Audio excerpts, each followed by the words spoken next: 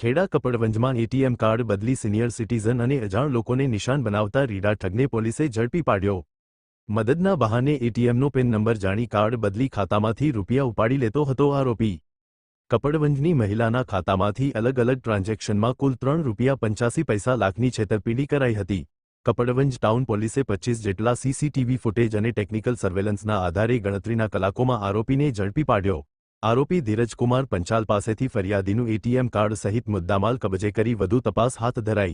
આરોપી પાસેથી પોલીસે મોબાઈલ રોકડ અને અલગ અલગ બેંકના 66 એટીએમ કાર્ડ સાથે ઝડપી પાડી અલગ અલગ પોલીસ સ્ટેશનના ગુનાનો ભેદ ઉકેલી નાખ્યો। અહેવાલ સંજય પોપટ।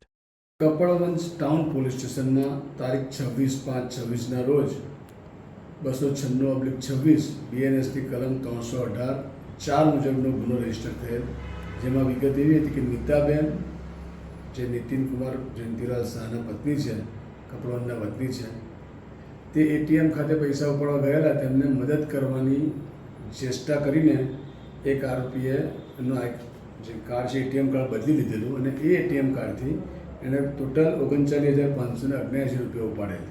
આ મુજબનો ગુનો રજીસ્ટર કરેલ અને પોલીસ ઇન્સ્પેક્ટર આર.આઈ. સોલંકી અને એમની ટીમના સભ્યો, જેમાં વિરલસિંહ, હાર્દિક કુમાર અને અન્ય સભ્યો એના ડિટેક્શન માટેના પ્રયત્નો શરૂ કરેલ અને ટેકનિકલ સર્વેલન્સ અને હ્યુમન ઇન્ટેલિજન્સથી આરોપી ધીરજકુમાર સન ઓફ મોહનલાલ પ્રેમજીભાઈ પંચાલને શોધી કાઢેલ, જેના 3 એડ્રેસ છે, બનાસકાંઠામાં રહે છે, સુરતમાં રહે છે અને રાજકોટમાં રહે છે।